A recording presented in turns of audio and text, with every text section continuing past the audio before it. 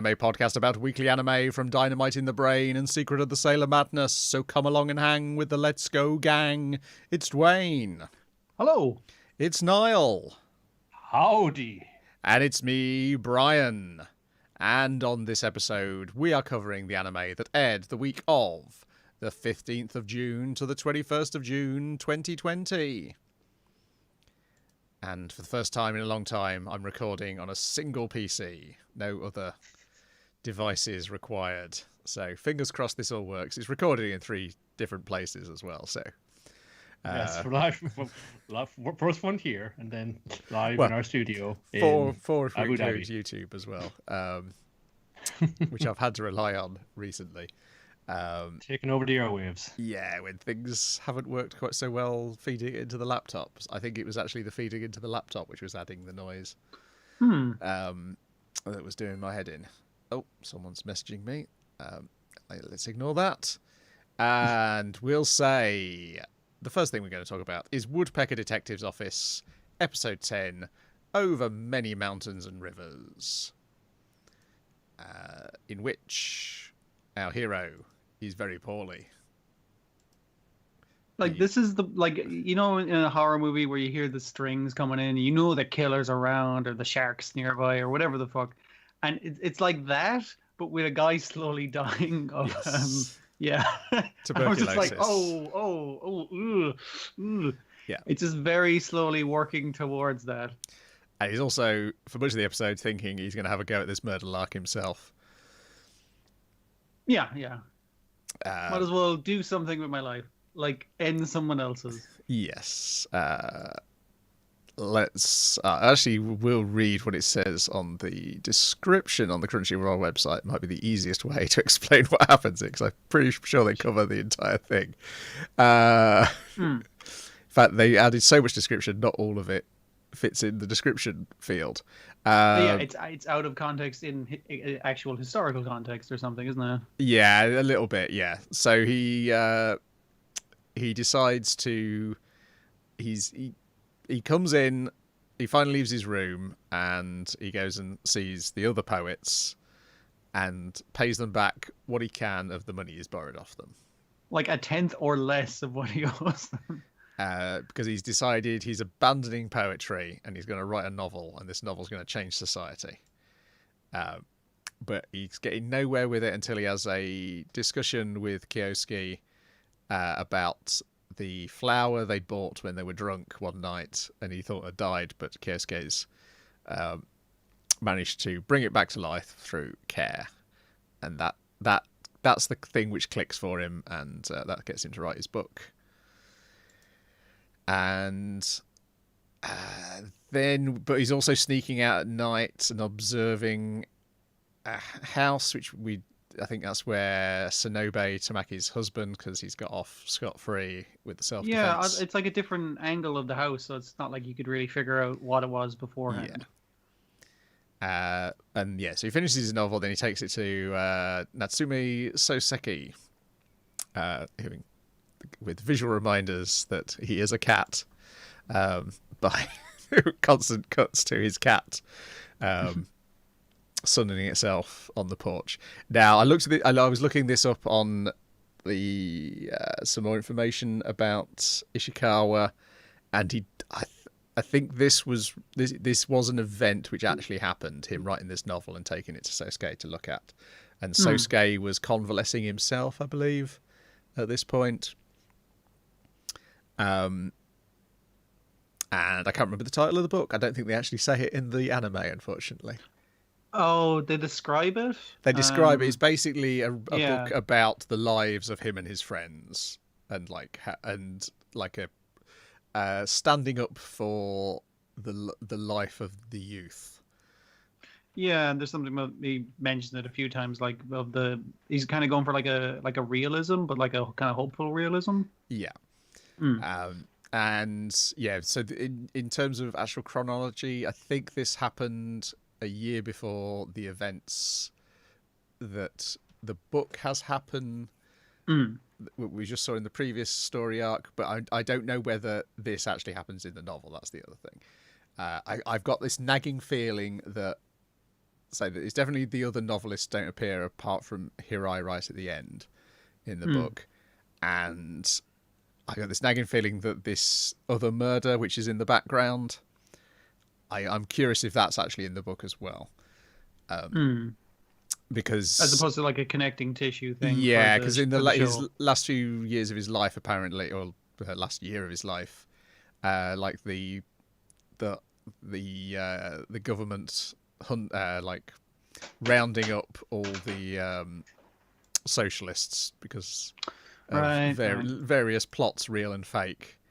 And we get little bits of that in the Russian literature he's been reading in the previous episodes. Nothing really ever comes of it, though. Yeah. No, but apparently that was a big influence on his writing in his final year of his life. There's certainly a lot of academic papers behind paywalls about it. Unfortunately, not behind any paywall that I've got access to, as far as I can tell. Yes, I feel like that's probably like in the background here in this story, because obviously that's definitely the motivation for the two of the murders, isn't it? It's like it's these like exposing these capitalists' bad behavior. Oh yeah, and that would fit into the whole communist thing. I mean, is that why the Japanese Poirot is so mad at him all the time? Because he's one of them lefties rather than he's this damn poet who keeps getting involved in crimes.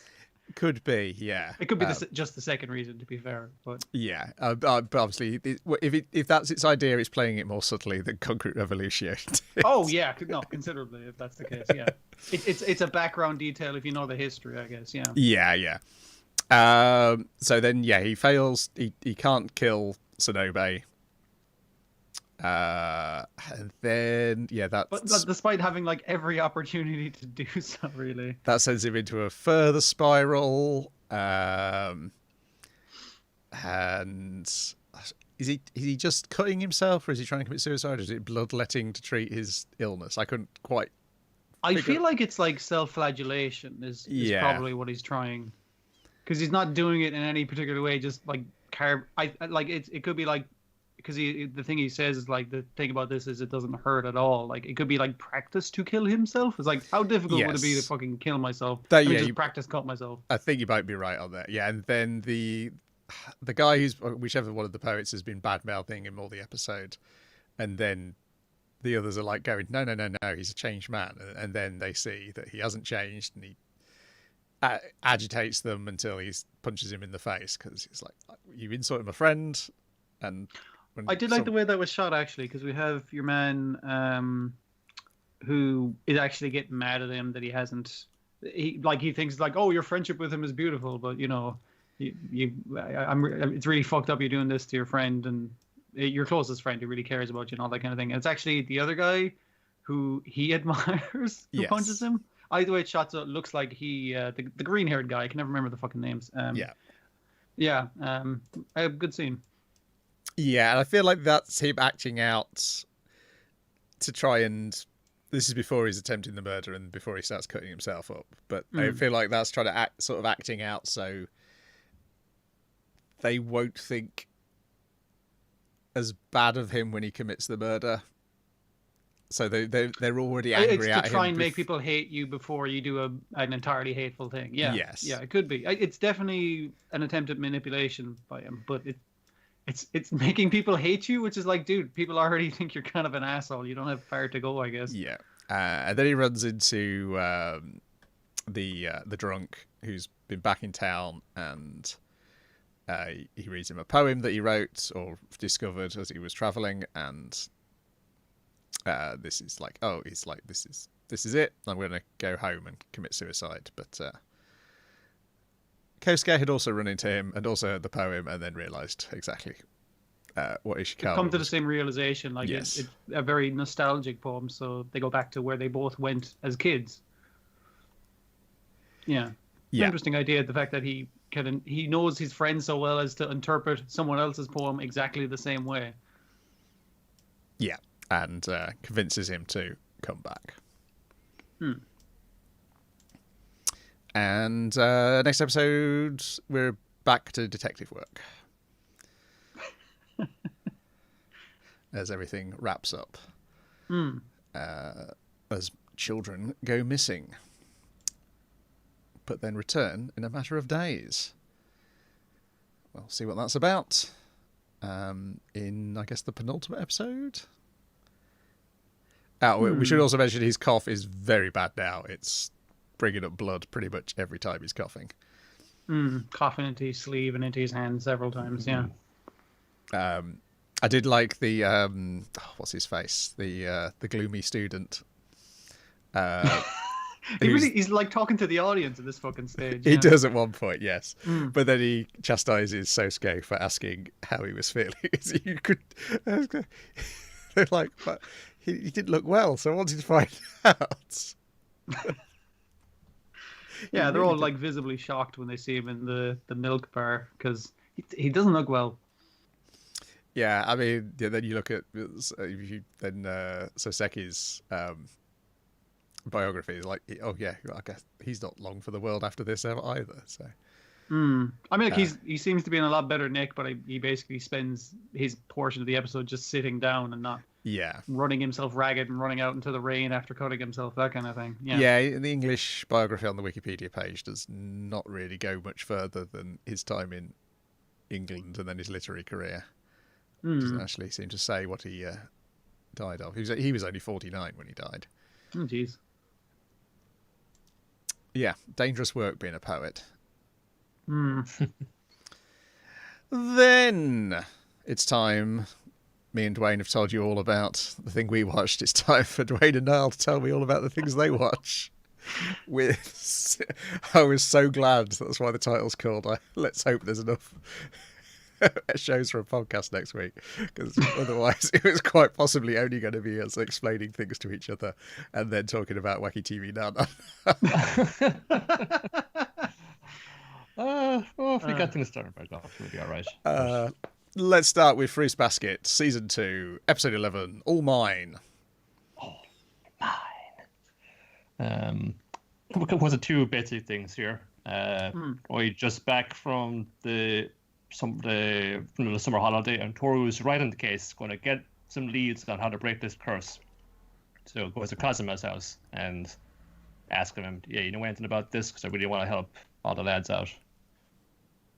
I did like the initial opening of them coming home, that your man has been house sitting for them / broken in while your man forgot to lock the door. Oh yeah, Ayame. That's pretty. Ayame is his brother's there. It's like he wants to take his brother into his bosom to comfort him since he couldn't save him from the terrible fate. And his brother's like, no, back the fuck off, dude. He's just like, he's made a fucking mess of the place. I was just like, that's a nice bit of levity coming out of that shitty summer holiday, and also going into more emotional stuff again. Yeah, he was just minding the house, you know. He made a study of it, man. Crisp packets and beer bottles everywhere. Like, it's just like, how does a dude who looks so classy manage to be such a sket? Well, he doesn't earth people's houses, obviously. Yeah, somebody else that's it. Up. Yeah. So that's the problem. But yeah, Toru's looking into how the curse works. So she's got an in with the what's the sensei, guys? Kazuma Soma, the martial arts sensei, Shisho. He doesn't know a heck of a lot, but he just knows probably just the vague idea, maybe just or more from experience than she does about it. They just seem to in spite of Akito being this very petty child, has this hold over them just because of the positions in the zodiac and the curse, and this is Akito is a god who is above all. So even though the zodiac members we've met, most of them, the majority of them, don't really like Akito and are doing their utmost to run 100 miles away from him. They're just kind of compelled to stick around, compelled to just go around.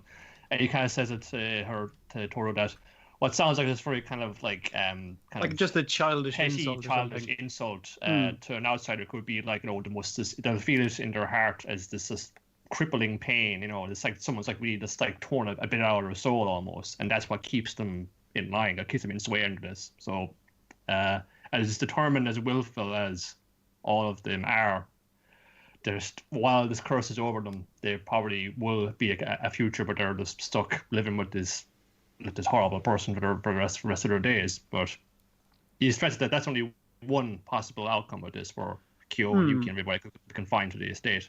Yeah, like he mentions himself, like he didn't want Toru to learn about Kyo being locked up for the rest of his natural life, because that's a fucked up thing to learn. But while he didn't want her to learn that, like she's like, well, what the fuck can I do about it? And he's like, dude, you're doing it already. You're making them hope for something better.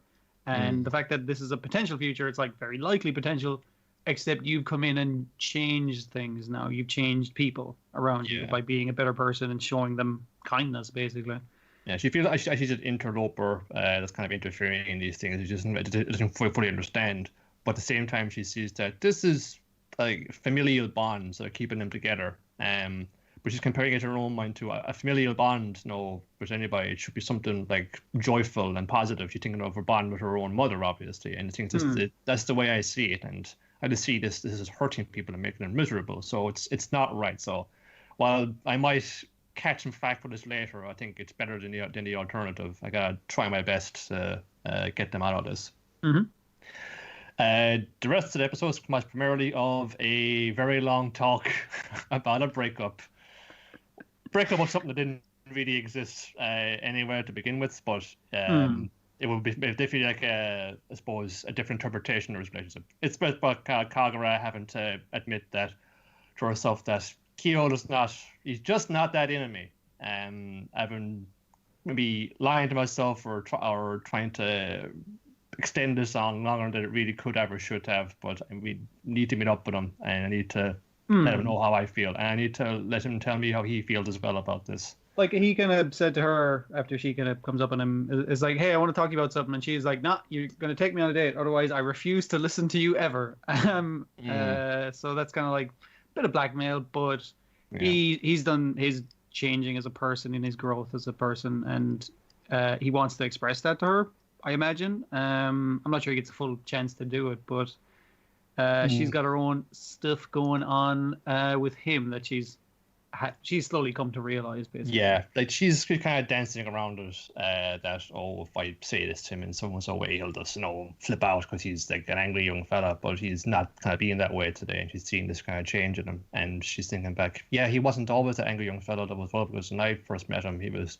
this lonely kid, I guess she was just like, maybe like a year or a bit older than him, because it's definitely like a little bit of a difference in maturity when they meet when they're like small children. Well, he's also like kept away from everyone else, so he doesn't have the emotional maturity as well. He is smaller than her when they're kids as well. If I aren't feeding him right anyway, because he's the despised cat, so he's probably a little shrimpy. It's a good thing that Cosmo took him in and fed him properly and trained him in martial arts so he can bulk up a bit. Yeah, but Kagura, saw this lonely kid and was like, I'll be friends with him. But it wasn't entirely out of a place of sincerity. It was more so, I'm under the Zodiac curse, and I'm trapped by this, and sometimes I hear my parents arguing about the fact that I'm the bore in my place in Soma life and the society and that kind of thing. But at least I don't have it as bad as the cat. I haven't got as bad as this kid, yeah.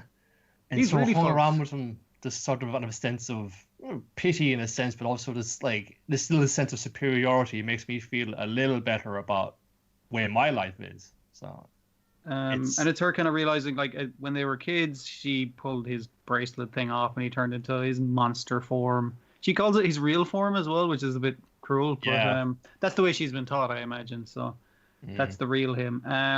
But she's she ran away screaming as a small child, but then she kind of recalls back to when that happened again last season, and Toru ran to try and find him, and she's like, that's the kind of person I should be. I'm actually kind of gross that I ran the fuck away from him. I should have comforted him while he was hurting, but I didn't.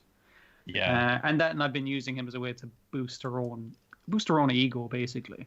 Yeah, she's just kind of saying, how could I be saying that I fucking loved him? But no, there is some affection there, but it's not coming from the same place. I've just become attached to him, maybe kind of dependent on him as this sort of outlet for my own emotions and problems. This sounding board I can just bounce words off of and just maybe kind of pretend they aren't there for a while. But she's actually, with Kyo, through thick and thin, better or worse. That's genuine love and affection there. And Sorry, go on. No, and she can kind of read that in him as well, the change in him, and just from the way she's seen Kyo and Toru hanging out together as well, that there is, this is genuine. Whatever this charade I've been living with him, it just doesn't stack up against the real thing. So I just got to admit that this isn't going to happen between us ever. I like that the way she admits this to him, and then she kind of like plays it off as like, "Whoo, that's a load off my chest," that kind of thing. And he kind of takes it in stride, and she's trying to brush it off. It's like, I've just said a really fucked up thing about how awful a person I am, and I can never apologize enough about that to you. And he just goes like, hey, when we were kids and you hung out with me, that was actually, even if you didn't mean it, even if you think it was like as a selfish thing, I appreciated it. It helped me a lot. And he still thanks her for it. And it's just like, that's the kind of growth he is. He's not mad about this. He's still thankful for even kind of lip service of good that he was paid in his life. Yeah. Which is like, it's really nice to see the change in him as a character.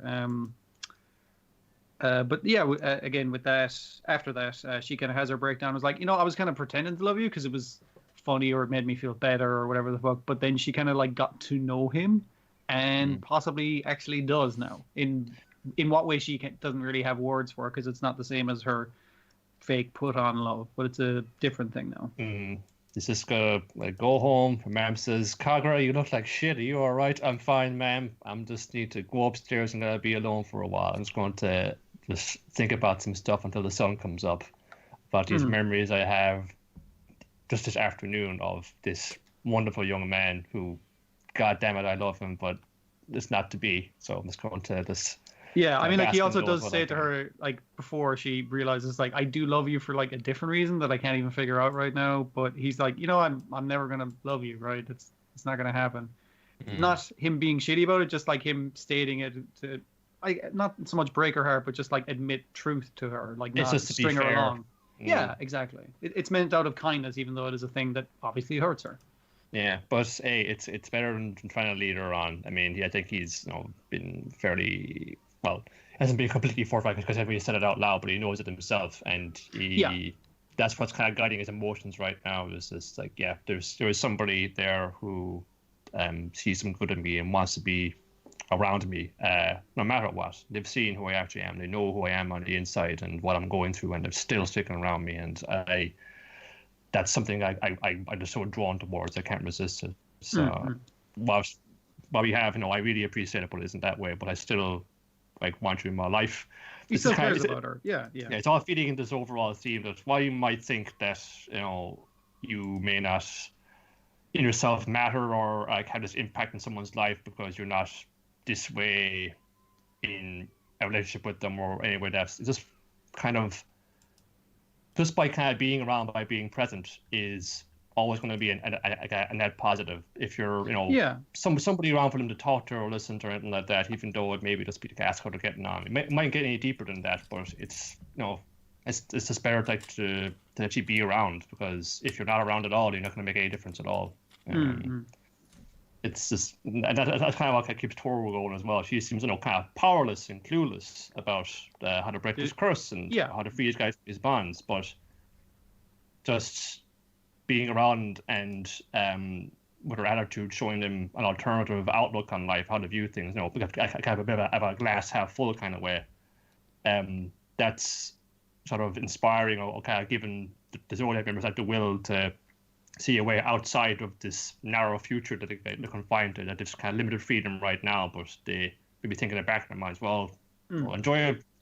We'll make hay when the sun shines, but we're going to be, we're going to fucking live and die on that roof of that little bastard. And they kind of seem resigned to that, but Toru has come along and has shown them that, no, there is possibly a way out of this. So I actually... There's other stuff to live for, yeah. I like where my life is right now. I want to keep it that way. I want to escape this, even though you can't see an escape. I can't. I'm just compelled to stay here. Yeah, it's good. It feeds into the themes. It's a nice growth of like two individual characters and their relationship, but it kind of it's a nice like summation of, like you said, the theme that the show is kind of going with as well. Yeah, I feel bad about Kagura as well. Yeah.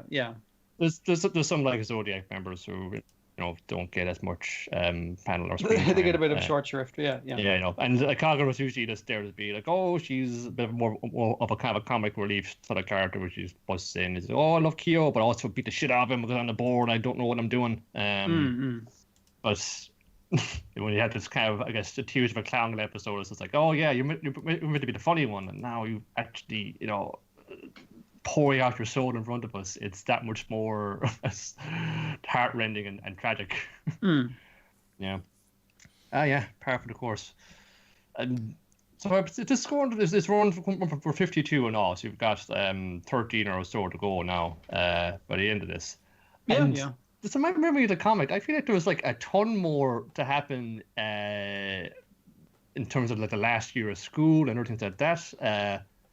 Probably would able to fit it in. Maybe I'm just like over exaggerating it in my memories, but it feels like there's so much more left to cover. Because I know that Uotani, she gets interesting more with Kureno again, and that develops in a different way. I think I don't able to like fit all this in within that episode count. I don't know. Yeah.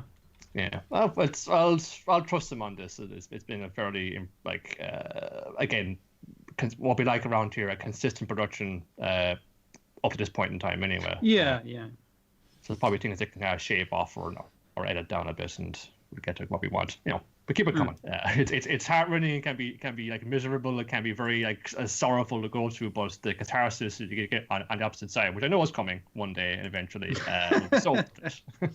Okay. Rightio. Next, tell me all about Tower of God, episode 12, Underwater Hunt. Open brackets. Part 2. Close brackets. In which Princess Yuri finally arrives on the scene and just beats everybody up. Yeah, she's the cheapest one yet, I guess. Yeah, she's the Luffy. If we had to come up with a reason to keep her out of the fight until the end, but when she shows up, it's just going to beat everybody up. Yeah, and Dorsey isn't going to kill Anak because they're pals, or at least rivals anyway. So they're not going to do it this way. So they team up. And your man was just like, haha, I want you to do that. Now I get to kill 2 princesses, inverted commas for 1, I guess. Yeah, this is assault against a royal official, so I can take you in by the book now. Then Yuri shows up. Someone say princess, because I'm here. Well, in fairness, Shibisu let her there after he got lost himself. And then she's kind of dismissive. Oh, if you're Ren, you're a royal official. You can go home now. I'll take care of this. But I gotta like get my job is to back. take in the swords, and he's like, I'll take them. These. Thanks. Bye. Go away. I think you'll find one of those is mine. I lent it out and no one gave it back to me, so I'll be taking it back now as well. And she's kind of like, it's like, if you get in my way, I'm just gonna kill you because I can do that. I'm that high up the totem pole compared to you. Yeah, and I suppose just his bloodlust is just risen up. Then he think of, well, I can't be going up against like a royal princess of Jahaz here, but I really want to fight her, so I'm gonna attack her.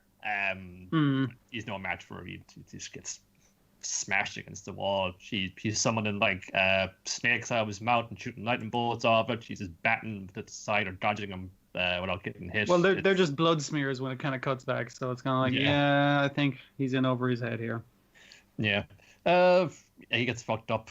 Doesn't even get finished off though, because the director, he meets her navigator and I guess one of her bodyguards attendants, like the big dude, Erdun, was the big dude with a hammer. I'm glad like it wasn't like a Chekhov's fucking gun that wasn't used. It's like, that motherfucker's carrying a big hammer. He better use it. He does. So that's good. He does. He smushes the Ren into a pancake. Yeah. But it's also has a little meeting with the director he's letting on. I'm aware that the princess here of Jahad, Yuri has come in. She's like one of the top ones. He refers to her as an assassin of Jahad, so she's just way up there. She's, I think, on the same level as one of the rankers. That's how. But she's just kind of like, well, this is all perfectly fine, whatever Jahad wants to do, I'm all about it. And it's just that the navigators to the back is, this guy is just fucking in the game from the start. What much that navigator knows is he realized that this whole game is probably rigged. like from the beginning. Maybe just picking up the kind of thread that was now.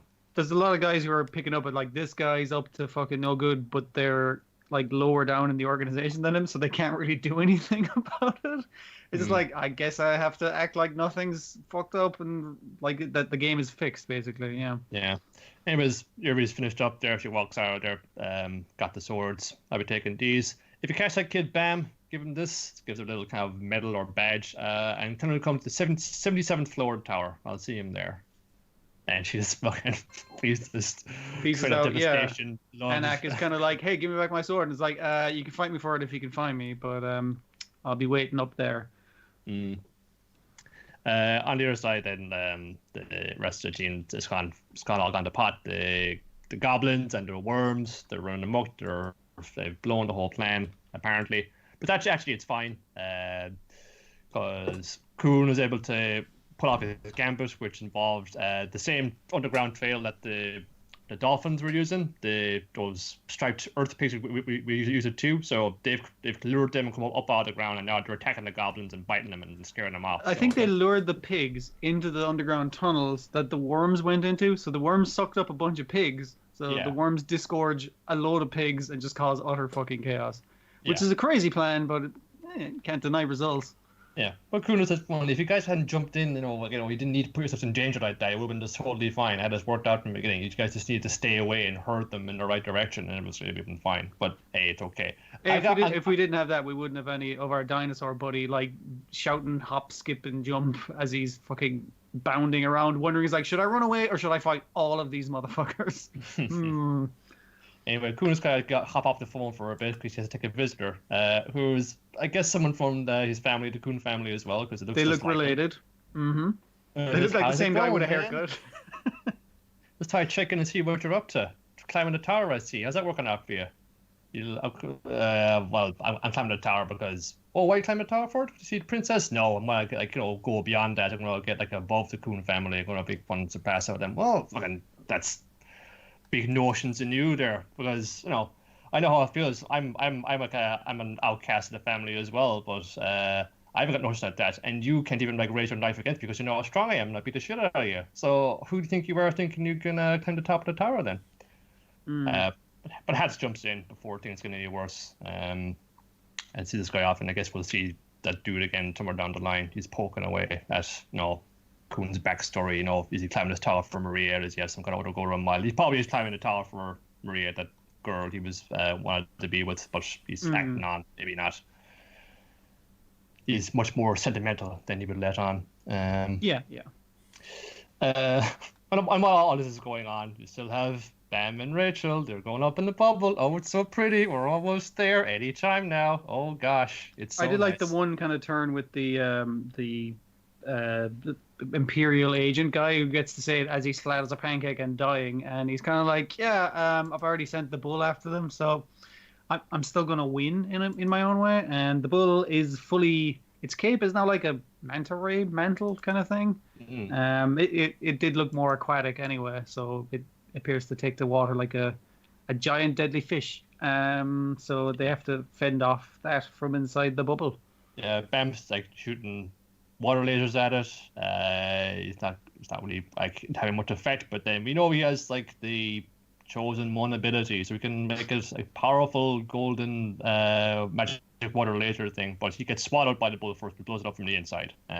I was kind of hoping he wouldn't get to do anything this entire test, and that would have been better. But I guess your hero has to do their superpower at the last second to save the day. And they kind of gotta give him something to do besides being, a very nice young lad who's friends with everybody, which is, I can play the level at this. I think, It was nice, seeing all the other characters, like your men, Hats coming in to save Kuhn, and it's they're all friends now. They're all on good terms. They've all kind of stopped rivals at best, but still on friendly terms with each other. It's kind of interesting. Yeah, some of that the guy said, "Oh, it's because Bam brought us all together." I'm thinking, no, it's because you couldn't solve every test with just fighting and bloodshed. You need to use your brains and form alliances. I think that's probably what brought you all together. And I realized this is actually a personal opportunity. Bam was just fucking there. He's just a nice lad. That's kind of his only character trait. He's a nice lad. He's battered and bruised, but they're going to pass the test. It's like, oh, that was a tough one, Rachel, but we're going to climb the top of the tower, you and me. We're going to see the top. We're going to see the stars like we always dreamed of. And upon which Rachel is like, yeah, we're totally going to do that. Gets up out of her wheelchair and pushes him out of the bubble. Anime betrayals. And it's just kind of, and he's just like, what? And I was kind of thinking, it's like, she has shown you nothing but being a weird person who's keeping secrets from you and all this kind of shit. Why did you think this was going to work out, dude? Just because you don't want to climb the tower but not having to betray anybody's trust doesn't mean someone's won't betray your trust. I mean, like, literally the first thing she did to go to the tower was betray your trust. So, like, I don't know. Yeah. But he is, like, naive, so I guess that's part of his character and one that he's going to have to work on. Yeah, so big betrayal and sadness all around, especially after, like, all the plan worked out and everyone got through it. I mean, like, a few people are a few swords down, but other than that, everyone's pretty good. Yeah, those two cannon fodder guys are dead, I presume. So yep, it's either can go. Well, we didn't pass the test, please. We can go back to climbing the tower the regular way. But two of those fellas died. I'm trying to think, like, of the cannon fodder dudes left. Like, there's the muscly dude with the wings. He's still around. The guy in the t-shirt. It's a very generic design, so I don't think he's going to survive. I feel like there's one other cannon fodder dude who throws spears. There's Paracule there. Paracule's fine. He's becoming enough of a character that I feel like he's going to be fine. I did like the bit where, you know, he's just taken underarm by our dino boy, and then they get lifted into the air to get away from the goblins by the other character, like the sleepy boy. And he's like, is this the extent of my power? And I was just like, that really amused me. I like Paracule. Parasol, whatever his name is, you know. Yeah. It's, yeah, I think what can be going through it is, like, you know, we're seeing more of these characters and they kind of how they're bouncing off each other. Like, yeah. And in different pairings than usual, yeah.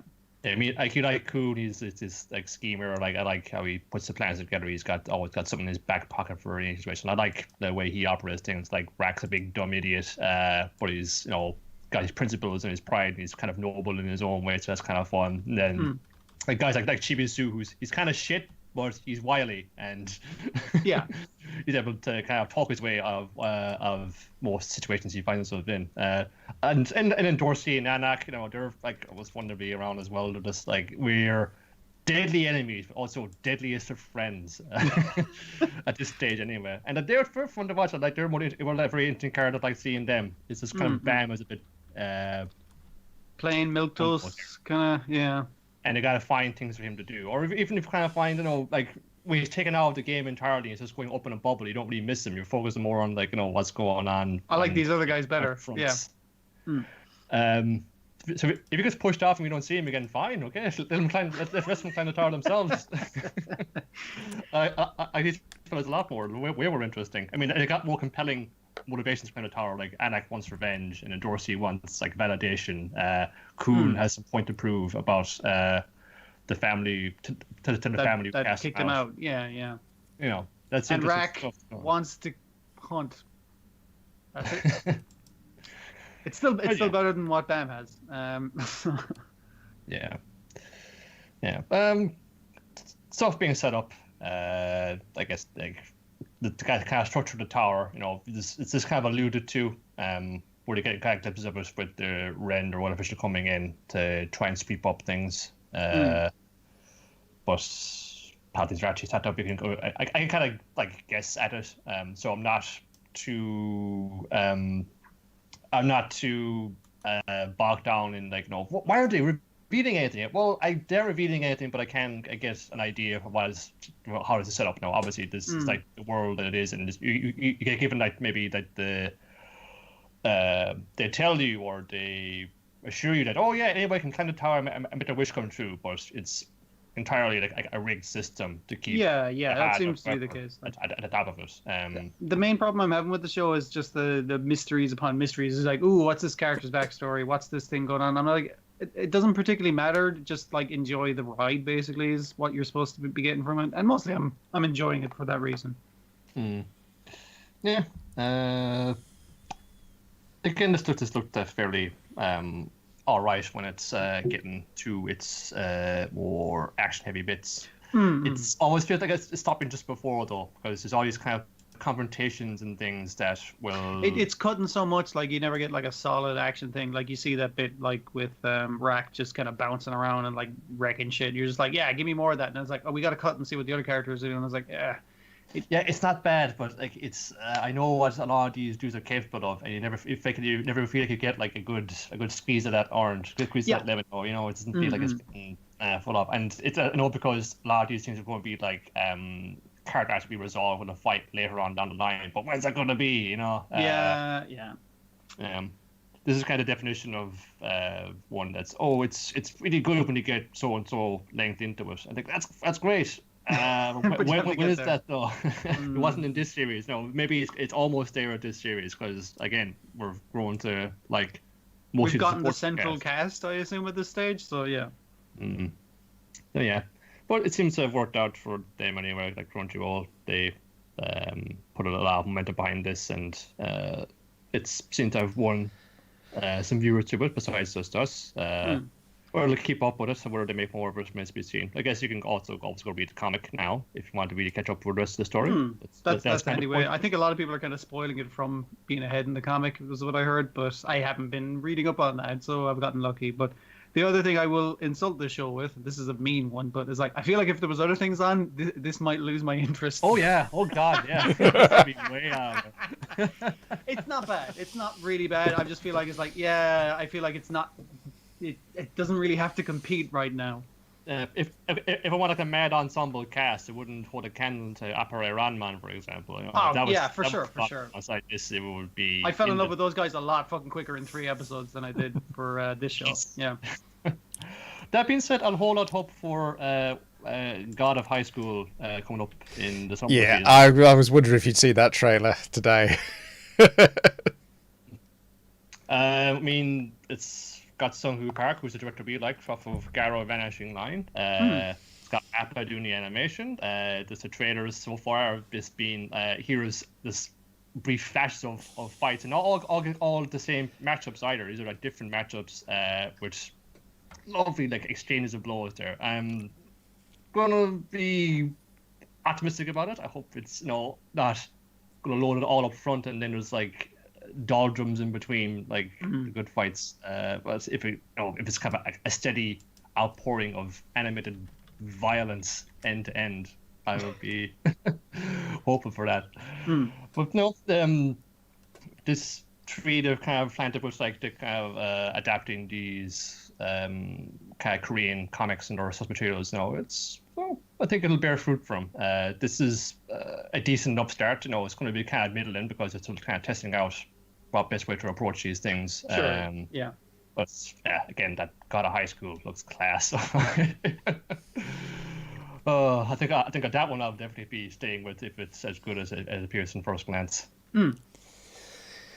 Righty-ho, on to something I have seen. It is Wacky TV Nanana, episode 10. President, a hard cash negotiation.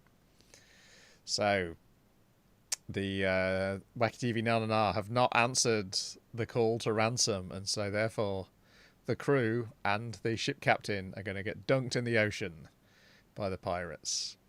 And as they're being lowered, they curse their president and their policies that have led them to the doom. But then the captain says, hang on, they're looking for it, trying to find it in their pockets, everyone's got a knife, and the captain pulls out, I've got this, it's a big emergency button. And they're thinking, oh, wow, I always wondered what that crane was at the back of the ship. I bet he's going to press that button, it's going to come along, hook us off this hook, we'll be saved. And so he presses the button and it just lights up all the lights on the ship, which attracts the sharks even more towards where they are. Well, no, we're not going to die and it's going to be really dull looking. You're going to be able to see everything. That's better. But then the winch starts coming back up because the president has got in contact with them. And they're now negotiating the ransom.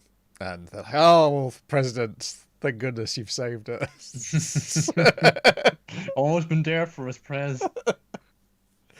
But yes, it turns out the president is not willing to pay the ransom. In fact, it would help him if the pirates kill the crew. Yeah, We got because downsized anyway. yeah, we have to fire a few people, and if you just kill them, we just don't have to restaff them. So that works out for us. And he sends him like the little emoji of "thank you very much." I'm just like, dude, fucking cold. Thanks a Cutthroat bunch because it's a World of banana broadcasting. pun. Yeah, so then they're being lowered back down again. So the plot has not moved on. I love how fucking little this show has progressed. It's really fucking funny. And an adventure in a whale. It's like, but they didn't do anything in the whale. That's what's so good about it. You know what I mean? It's like, oh yeah, that sounds exciting. It's like, not really. There was a spa in there.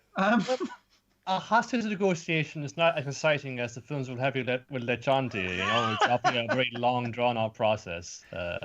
So I did like reading their back and forth like tweets at each other, where it's like, okay, 2,000. He's like, no, still too much, too rich for my blood. Good stuff. Yes, he's quite wonderful.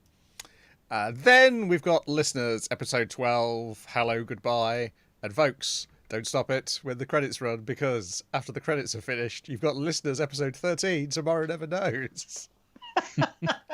wow, double bill. So yeah, Echo has got the AC30, which I was just looking up how much they cost to buy. They're quite expensive in white. Well, that's listeners. No, try not to price at that. Now it's in this job. I just figured it's hard to keep clean. And they're like, all the people, the other supporting cast, are like, what can one man do? He'd be able to hold off the attack, but he won't be able to stop it. The best he can do is survive. And they're like, maybe don't underestimate the fella. They've got a special relationship. That's Roz saying that. Which I even that I think is a thing, because when we learn his name, he's named after a piece of equipment which was very popular in Pink Floyd. He's named after the Echo Wreck, the Binson Echo Wreck. They were used to great effect by Pink Floyd's original frontman Sid Barrett, and then the guitarist Dave Gilmour, but also by keyboardist Richard Wright. Did you supply like a special effect to the sound? Yes. Okay. Yeah. I thought it was just like, you know, his name was Echo, was like, you know, he's kind of an echo of a noise, but also he's rec as in short for recording, so he's taking everything in as well.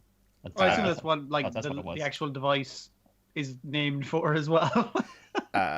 Yes. And Pink Floyd's 23-minute long song Echoes. Roger Waters uses a Binson Echo Wreck to create the eerie underwater wind noise. Yes.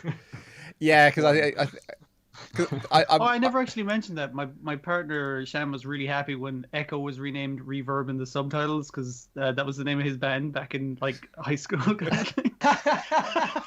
It's like, a Wacky reference. But they've got a case now with Crunchyroll. You can bring that litigation right to their feet. But yes, no, he's trying to break through to Moo and get her to remember who she is. And so then, but Moo wants to destroy the listeners. They seem to be frustrated that. And this is, as much as I love the series, it's very abstract in what it's trying to say about. Yeah.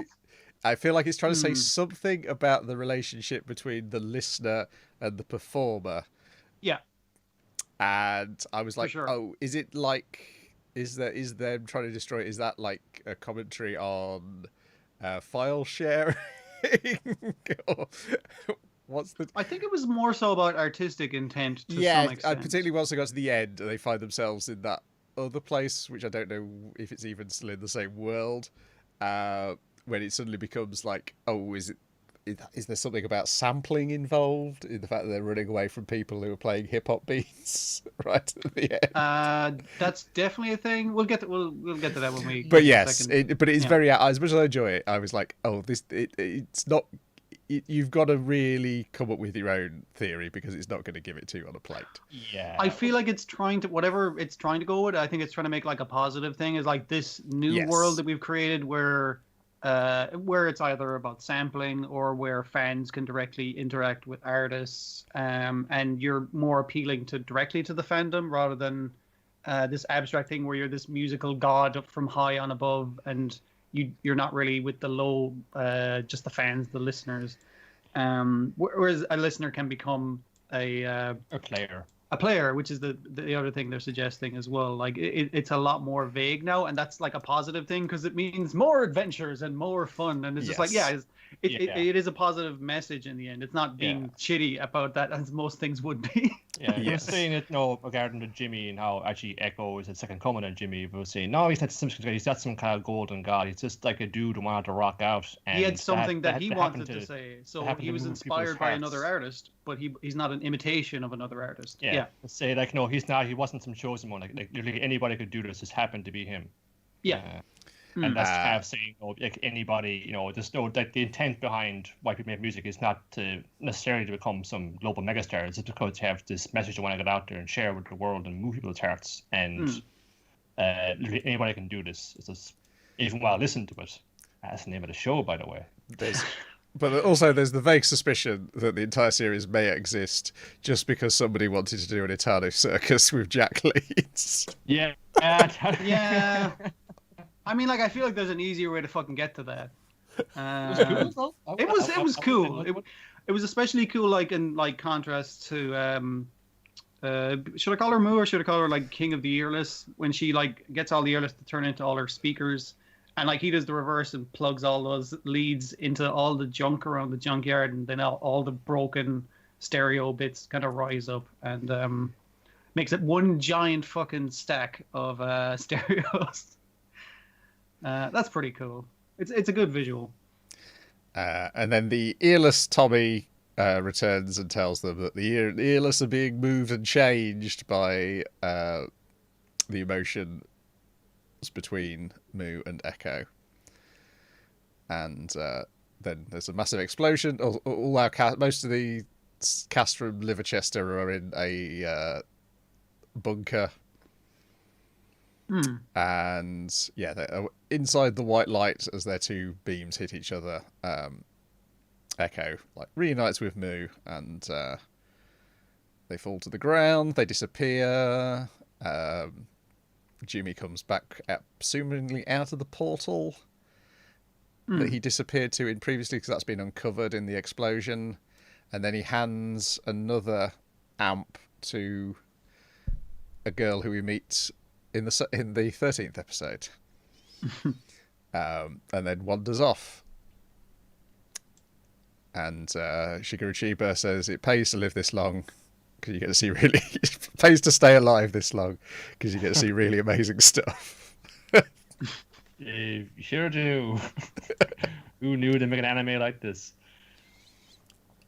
And then your final unique end credit song plays. And then, surprise, it was only 15 minutes, so you've got another episode.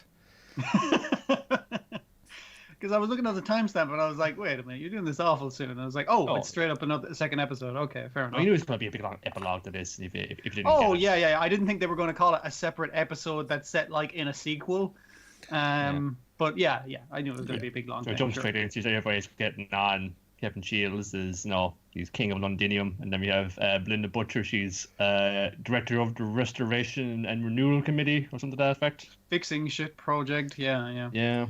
And so we've now got humanized earless, but some of them are they come in different shapes and forms. Also, the Dada sisters have turned into blocks. Yeah. That was so good. They've fucking become more abstracted. Because I was really worried they were going to do the face reveals with them. It's like, no, that's what they look like. This is what they represent, and they're just sliding around as blocks. I was like, this is fucking great. Souls. Actually, I love that.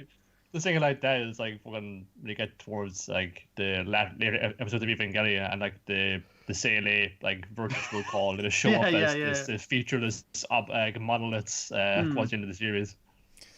And Nia's back at school. It's a good bit because they're just as embarrassed as obelisks too. Yes, they are. About getting fan mail and shit. Yeah. I did like the visual of the young listener humanoid kind of things where their horns are forming ears, similar, more so Yes. like human ears rather than the big Mickey Mouse kind of ears that they had as giant monsters kind of thing. But some of them just seem to be humanoid shadows, and then the one girl who shows up in the pub and was given the amp by Jimmy has got elf ears.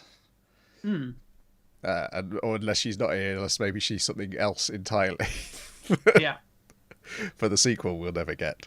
Nia's back at school, and the two guys who she thought had died show up at the school as transfer students.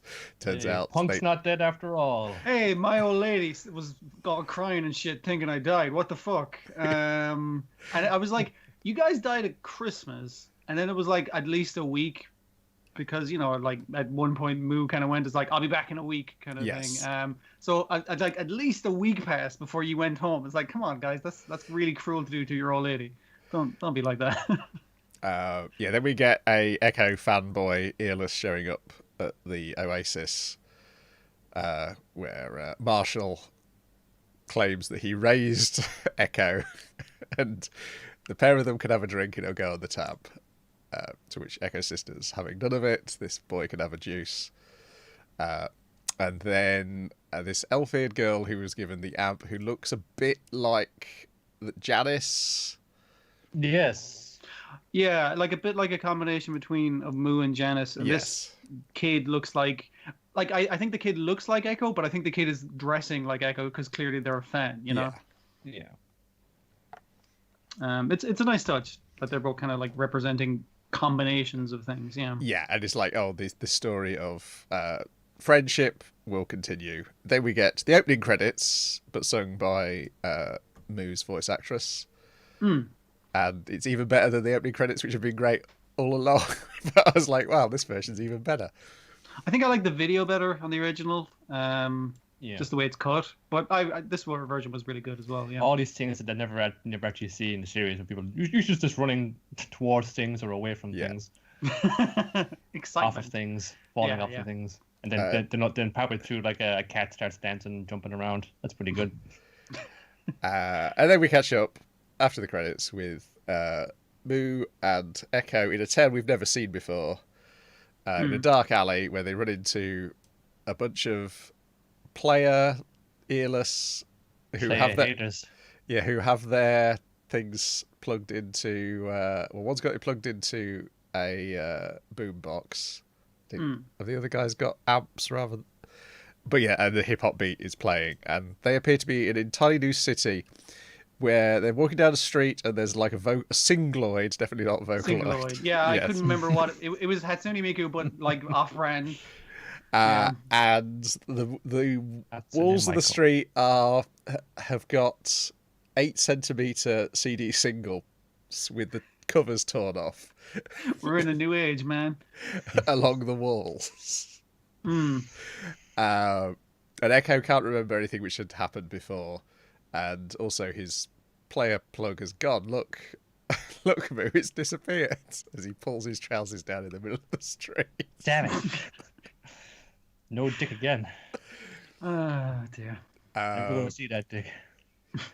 Yeah, so I don't know what the idea is here, but I guess also like the connection between listeners and musicians also has like another extra layer in Japan, of course, with the connection. That's how the current idol boom that we're still in and has been going on for ages is about that connecting of the accessible musician. Come and shake hands with them. Oh, I mean, that's the same with a lot of celebrity things these days, Yeah. But overall, highly enjoyable series, and it's a rare series which I think has looked consistently good from top to bottom, first episode to last episode. It's never felt like there's been an episode where it's like, oh, the crunch here. Yeah, because generally they have those kind of solid visuals to work from, whether the visuals are the character design or like working off album art, whatever it is. It's still It still looks pretty great all the way through. Yeah. Yeah, the robots could look better. The robots. The robots are like Yeah. the weakest part of it, and I think they actually look pretty good, but they don't really fucking use them ever. It was a fun thing to swim through. I think they struggled to like coalesce their kind of nebulous thoughts about how they feel about the music that inspired them, or really I think the intention is to make it nebulous. I don't think they want to make a direct statement. They want you to interpret your own ending to some extent, but that does come across as a little weaker, sure. Yeah, in a sense, they're going to kind of say that, well, everyone interprets a song or a piece of music they like in maybe a different way or means something different to them. So that's a lot like what we did with the series here, which is could be as a bit of a cop out, but I can understand. Like I said, it could be difficult to actually, put a cogent meaning or explanation to these feelings you have when you hear this album. You know, it's like a difficult thing to put down in words, let alone into like an animated series. So I won't give them too much of a hard time because hey, I had fun just seeing what all these anime classic rock musicians looked like and how they look like on top of a robot. You know, it's fun. It's good enough crack, but I'll give it some credit. Not as deep as you think about that on. No, not particularly. I will give it some credit for just the sheer fucking brazenness. Yes. In many fucking regards. Yeah, I think the Robert Johnson episode was probably the closest it came to trying to arrive on a philosophical point. On the definitive point, for sure. Yeah. After that, I wasn't quite sure where to go with that because it's kind of this kind of thing. It's continuous because music is ongoing and everlasting. It'll kind of change in different forms, and I guess it's kind of acknowledging to the kind of as a certain time passes, and I've seen the music from right about now, and then anything after that, I kind of lose track of, and it seems weird and strange to me. Will happen to you as well. Yes. And that's the future that Moo and Echo find themselves in, where they don't know what's happening, but they're still gonna keep on trucking and keep having wild and crazy, weird adventures. And I like that idea where it's just like, it's fine if you don't fucking get it. It's different, and it'll be as interesting in its own way. Yep. I was glad that there was at least a nod towards hip hop towards the end. That was the main takeaway I had from it. Yeah, like it's in a very not specific genre, but like in a specific lineage of rock and that kind of stuff. And it doesn't really do too much outside that. The closest thing was blues, but obviously that's a direct fucking ancestor, so it's not too fucking far gone. It really did want to focus on the one kind of rough genre. Yeah. Well, it time period. This didn't just come up out of nowhere. There is like a heritage to this. It's exactly. It's split off and takes on a different form that seems completely like diametrically opposite from where it came from, but it's linked and came up from there nonetheless. And it may not be what you used to growing up, but it is what is coming out now, and you can't deny that.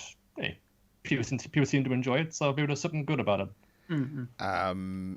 I should say, while we're talking about music, forgot to mention it, there's a great bit of use of music in Woodpecker Detective's Office, episode 10, of when Ishikawa was skulking around looking incredibly ill. There's really I don't even know what instrument it is, but there's just like these really discordant chords playing, and it's almost like Twin Peaks, like tension building. That and the bit where your man starts saying his poem and it turns into a song montage, I thought was quite nicely done. Yeah. Meanwhile, let's talk about how important radio is. In Wave, Listen to Me, episode 12, I want to convey it to you.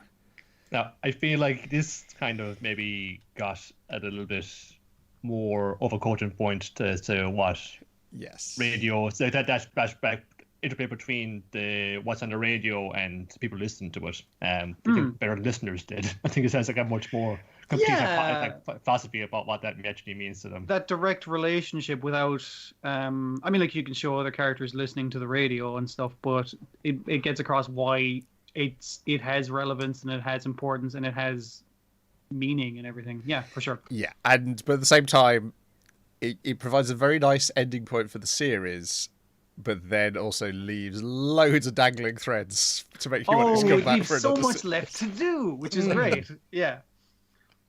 I'm fine with that. Because I love the start of it when we discover that the writer who'd been sending in sketches to the three guys who Minari was told to listen to on the previous episode turns out to be Tachibana.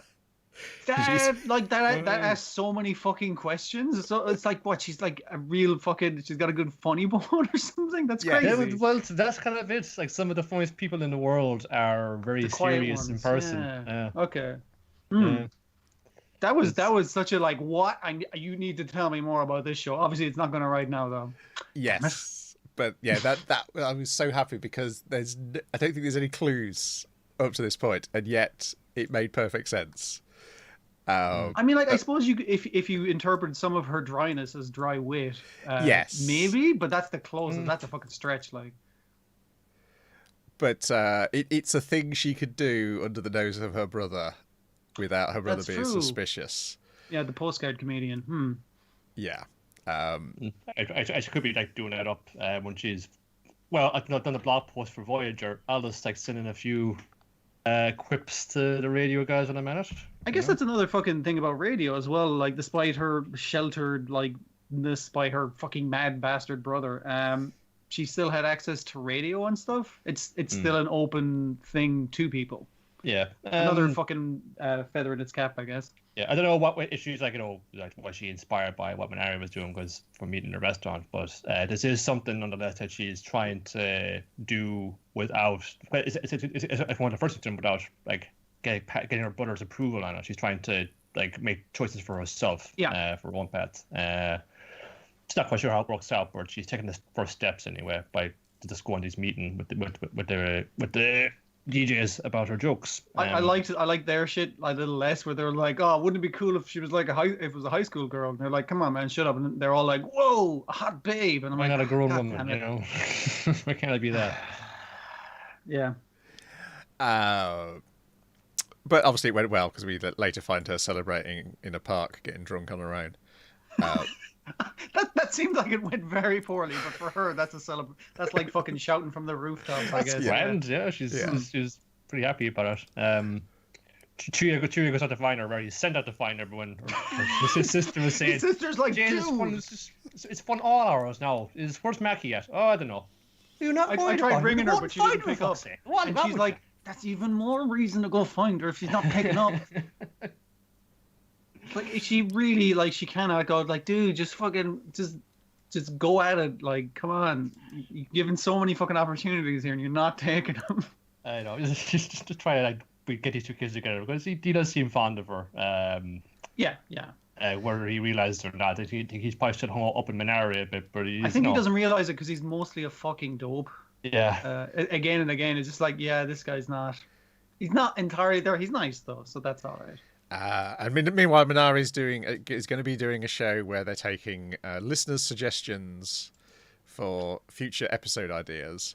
They got a few picked out, so she can read them out, and she'll be reading ones coming off Twitter as they're doing the show. So, and it's like, this is a very plain, ordinary show, and it's like, yeah, it'll be nice to do it, get some crowd interaction and that kind of thing. And Kureko is kind of wondering if he's really ready to leave radio because he's getting nostalgic about it. And in the middle of all of this, there is an earthquake. A sizable one as well, 6.8 on the Richter scale. They do quite a good job of like Minari just thinking it's her phone vibrating initially, and then slowly realizing as the water bottle's walking its way off the table.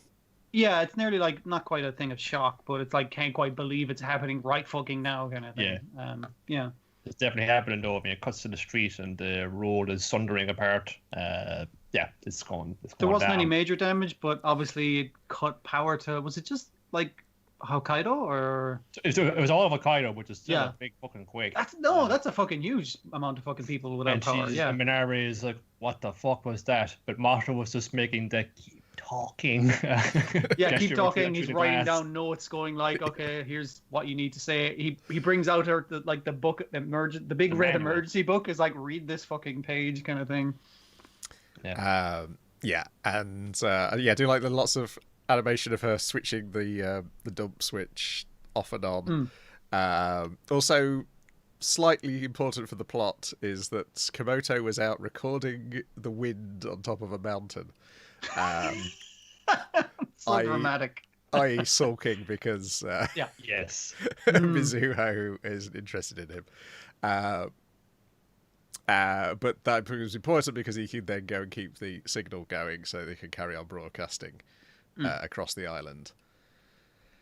Other nice touches is the dad sending a message via Twitter. That was really nice, I thought. And his wife still fucking complaining. It's like, that's a stupid handle. Why do you have that handle? And Minara kind of reading the message like, oh, thanks for that. Hoping to hear a lot more from people in Hokkaido, and that's a really uplifting message kind of thing. And it was just like, it was a solid thing her dad did on the sly kind of thing. And I was just like, that's good. Yeah. What's important though is that she keeps the whole show going, because people are still texting in and messaging in saying, "Oh, it's good to hear you still on the radio on the air because I was so shocked by the earthquake. It's good that I turn the radio on. I hear like a friendly voice in the airways. It's making me feel a lot more at ease and less nervous now." Yeah, because it doesn't seem like any like structural damage has been done. But like, there's no injuries, there's no big fires, there's no like damages. People are going to be like, there's a blackout scared across the whole city anyway. Yeah, so people are going to be scared for sure. They can keep going because they got a generator in the studio, but they got to keep something like on the air. That's just providing like information updates primarily, but also as well, it's just important to hear somebody out there and to give you some semblance of assurance in it.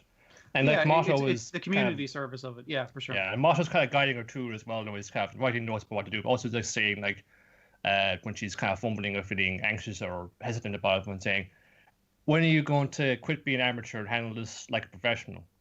You know, just saying. And I did like her reaction to that, where she just kind of picks up the phone and starts reading people's tweets that are coming in. Yeah, she does like realize it's like, oh fuck, yeah, I'm kind of fucking this up a little bit. People are relying on me right now. Yeah. I would rather it can happen. I do my regular show, but that isn't what I get tonight. So you got to roll with it. And anything she knows how to do well is how to roll with things. And she does so for a full hour and a half. in fairness to her. Running on longer than her time, but they need to keep it running before they get more people in. Yeah, then that Shishiro comes in just to start her own show and then give Manare some relief. Because, hey, we're a station, we got to band together. We're all family here. Yeah, and meanwhile, Nakahara and Tachibana try and organise a soup kitchen, which involves interrupting the manager as he's trying to hit on her brother. That's really funny background detail. This is after he meets her in the park and they have like a nice kind of heart-to-heart, and he quotes something that like was actually from a drama from his point of view, but she thought was like a lot more. Was like, oh, isn't that Sigmund Freud's daughter or something like that? And he's like, oh, I guess they copied that. It was from in drama. the drama. Postal stands. It's still a nice line, but again, it was like we're looking outwards for the strength or the will to proceed with your life or to go forward. It's because you come from the power from within you is much more potent, and that's what you should be focusing and striving towards. He also has several openings and opportunities also given by her to ask her out or something, but he fucking doesn't take it. God damn it. Well, okay, which I can't remember which line exactly makes her cry, but she says, "You always say things which make me feel so happy like this." And he's like, "Well, I really don't know what part of the conversation would have had this effect." Oh, you're so fucking dumb, dude. I think the part I find most cringy is about him is I see a lot of me in him, and that just makes me very upset. So yeah. Dear, it's good stuff. And then they kind of they decide to head back to the restaurant and set up a soup kitchen, because obviously the power's off. All that delicious fucking soup is going to go to waste. Master Gagarin will not mind us distributing it to the people to keep them going in this terrible time. I do like the way the manager was like, yeah, let's fucking get rid of that. I'm sick of doing that fucking that stall. I cannot get rid of all this fucking stew. And she kind of goes, do you mind if we use the fancy ingredients too? Because it's all going to go off anyway. And he's like, yeah, fuck it, go for it. And her brother's kind of surprised at her, I guess, like kind of putting herself out there and trying to make changes and shit. He's the most intimidating guy to put in front of the pot as well, the ladle soup. I know.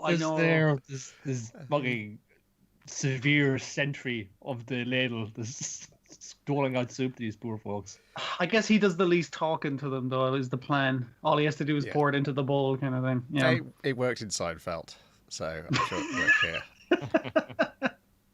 Keeps the line moving, maybe, yeah.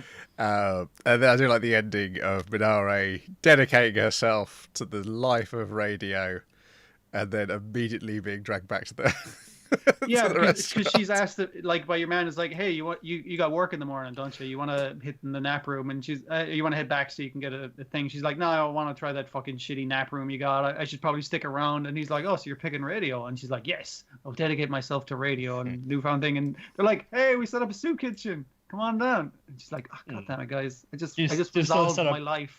She's still sort of bound by responsibilities and things that she needs to do just to, survive financially. But she has the bug for radio. Yeah. She sees the importance of it. She sees her importance in it.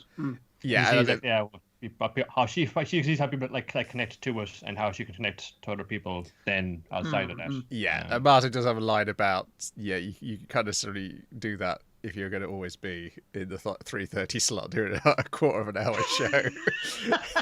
He's trying to motivate her to have more ambitions, which does seem to be coming. But then, the reality of Nakahara and Tachibana showing up is like, oh yeah, I still need to eat. And she also admits it's like, I actually can't survive on the fucking how much I'm making in radio right now. Yeah, we also get when we're going across, we basically see every single character we've met so far. Yeah. So we also get Mitsuo and Shinji looking at his photo of his missing girlfriend. So I wonder if that's ever solved. I feel like it will be. I kind of hope it is, and I hope it's even fucking weirder than we can imagine. Stupider and more normal, but weirder somehow. If somehow it's Minare's fault. Oh, that would be fucking beautiful. I don't know how it could be, but it's like, yeah. Yeah, it's when as well that that's kind of all going down when I've forgotten her name again. She's the other radio host. Shishiro. Yeah, by process of elimination, that must be who she is based on this list I'm looking at. But... no, I remember. I knew her name was, but this slips out of my mind. But she comes on again after Minari being on for an hour and a half for a 5 o'clock slot, and you see sort of the difference in approach and the difference in even her voice, like her cadence, like she does it's a really good acting job as well. I mean, like a lot of people are good in this show, but like she takes on like a radio presenter cadence, and now I'm talking in official ways, but in like a calming, relaxed kind very of calm. And her putting on her or like talking about it's like, I guess you can all see the stars now, and I guess you're all thinking about this song, kind of plays the song, and we see all the other side characters like looking up in the dead of night in the middle of the cities and whatnot. That is Sayaka Ohara, and boy, we listen to her a lot, I think. She's also, I knew Barton in Listeners, and she is Ayami and Yuki's mother in Fruits Basket. And if you were watching Art, we'd also see her as Veronica in Art. I haven't gotten that far yet. I've been watching Art in the background, and might just like plow through the remainder of it now that's finished up for now. I've been enjoying that quite a bit, actually. I do like the way, like the near the start of the episode. What's the woman who's Minare's roommate? Mizuho, where she's talking to your man when she was back in school, and she's like, "Oh, I want to be a assistant director," and he's like, "Yeah, if you want to work in radio, you gotta aspire to be like a producer. You gotta aspire to be the top motherfucker, and people will really like that you have that kind of drive." To progress not only within the company, but like that you have higher aspirations. You can't just aspire to be the middle manager. You have to aspire to be the fucking owner, kind of thing. Yeah, it's and again that feeds into like Minare kind of going like, oh yeah, I'm gonna fucking work my way up through this. But the way he words it though is very dismissive of those sort of people. Yes, it is. He hates it, but he knows that's how you do, and he knows those are the people who get hired, but he doesn't like them. That's sort of, I think it's trying to say a little bit about women want to pursue professional creative careers. Yeah. Because it's just noticed that like, in the opening credits, it's Minari, it's Mizuho, it's Maki, and it's Chishiro who are kind of given pride of place in a certain bit of it. And they go, oh yeah, well these are all these people all radio. And I've seen Maki, she has her own ambitions for wanting to break into that as well. But it's the kind of hesitant or they're kind of shy or kind of reserved about it, and they're kind of going full on into it because they feel that it's not a thing that a woman can do maybe, but it's also they feel I guess, subconscious about like a woman doing this kind of work and being kind of outspoken on the radio, like on week to week thing. So she, like, Chushu was kind of on the opposite end of the scale. She's, very much established. She's like a total pro end to end. That's kind of maybe something that they're trying to aspire to. And then Chushu might see as well that these other women could be potential rivals in competition, or just good rivals. Or people that she could like see something of herself in. Maybe she used to be like that or something. I don't know if we're going to get any of that. That would be nice. Yeah, I was curious, and then I discovered that Crunchyroll no longer has the comic on its manga site. Damn it! Damn you! You were there at the start of the season. Not there now. Yeah, that was very frustrating because I was like, now just hop straight in here. Oh no, okay, right. Just have to wait for it to be in the Comixology sale. That's what you get for enjoying a show that wasn't on Crunchyroll. No more continuing the story for you. Fuck. Forget this wave. This doesn't be shit. You want Tower of God all day, every day. But yeah, that's it. That's 2 more shows over and done with. So next week, I was like, oh dear. I thought I was going to have to explain Woodpecker Detective's Office to Niall with Dwayne and then have the pair of you explain 2 shows to me. But no, we've got Extra Olympia Kycloss is back. Hooray! One Piece is back. Pretty Cure's back. Pretty Cure's back. You can also watch it on Crunchyroll if you live in America or Australia or New Zealand.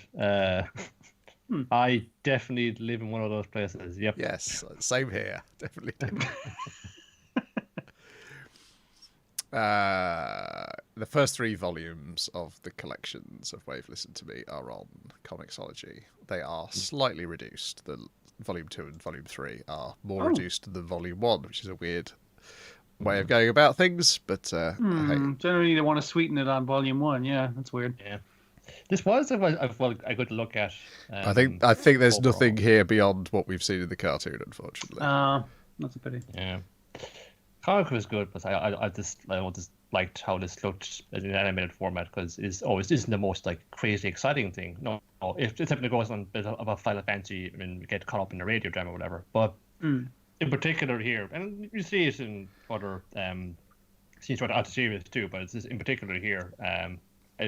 When Chishiro comes in, especially, just how well they animate the little moments of them just like getting into the seat, just putting the phones on, adjusting all the dials and things on the mixer, and then like turn the cough box off or on to get the mic up. It's like Brian was saying, it's an exciting like character defining moment. You got to step up right now, and the only like physical action she can kind of like do to kind of like push herself out to have control over is to hit that mute button. So they have to animate that particularly well to show the emotional state she's in while pulling a little lever. Ignore me. It is still on Crunchyroll. It just for some reason is not showing on the list of titles. So you can search it, but it's now showing in the sidebar as coming soon, but it's not actually in the alphabetical list of titles.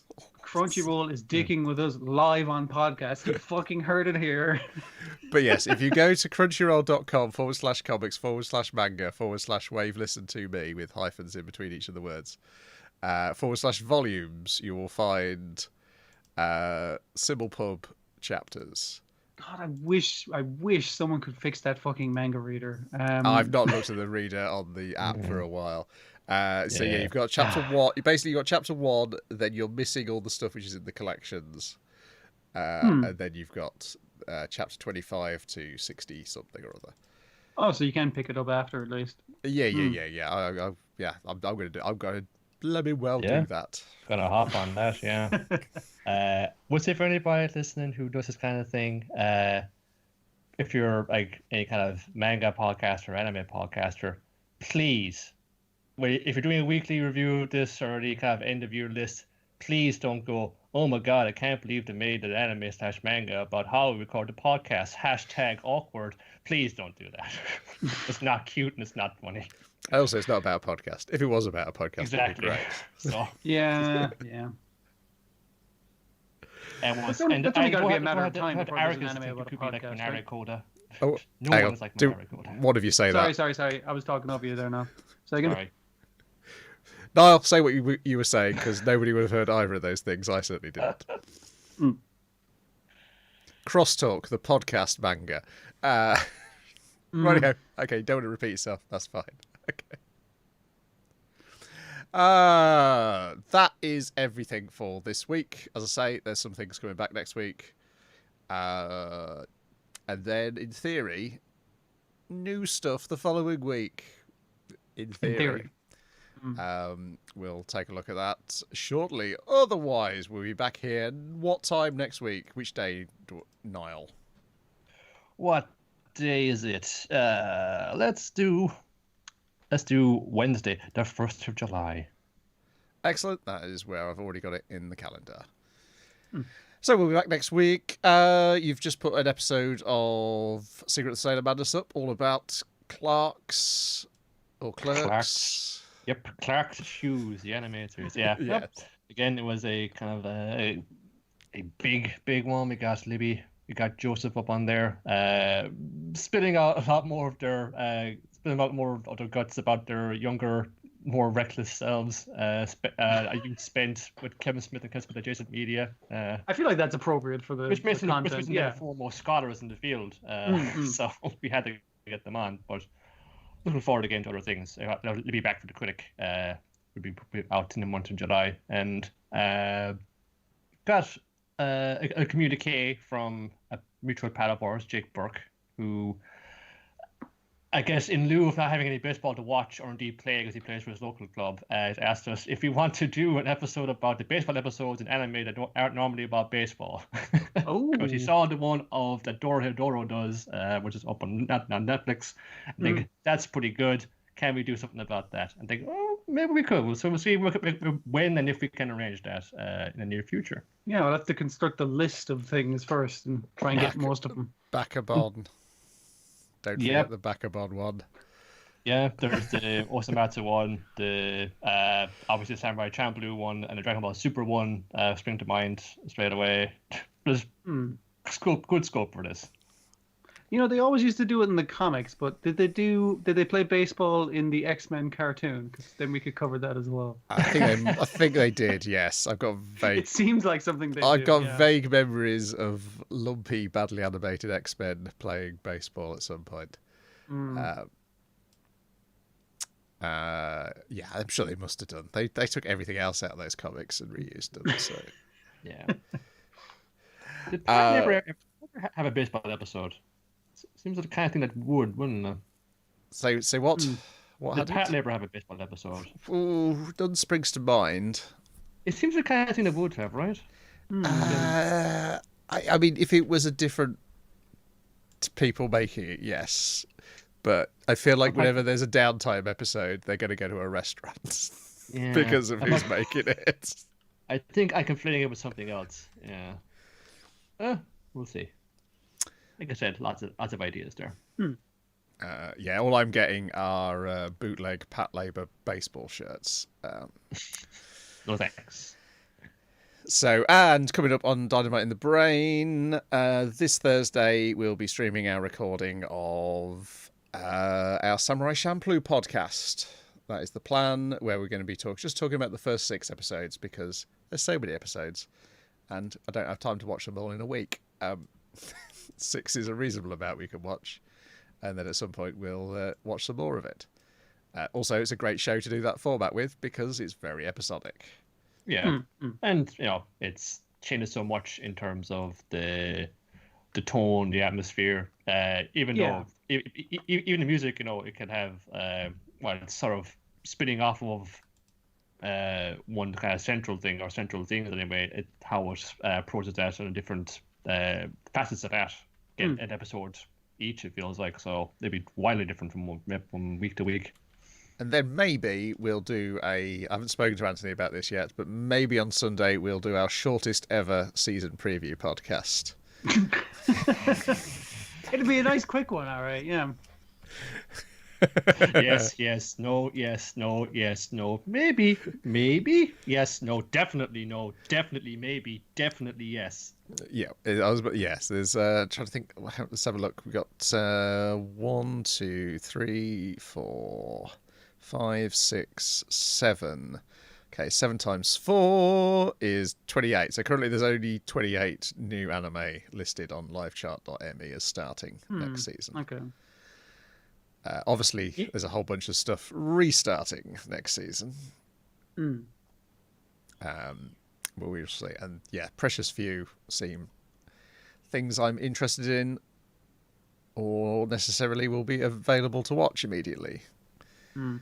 But we shall see about that when we get to it. Otherwise, be back in here next week for another episode of Let's Go. Goodbye. Bye.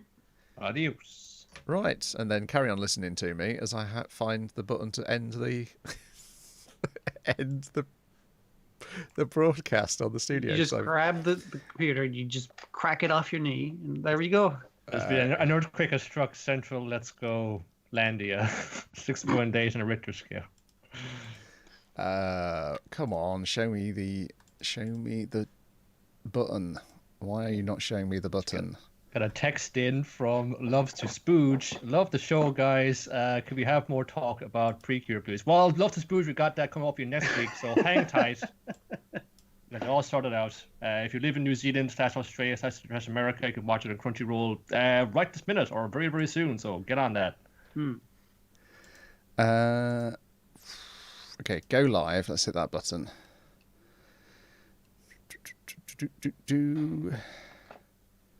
And okay. I'm still. God, they stripped this down, and I still can't get the hang of it. There's too few buttons now. There is. Okay, that's done it. End stream.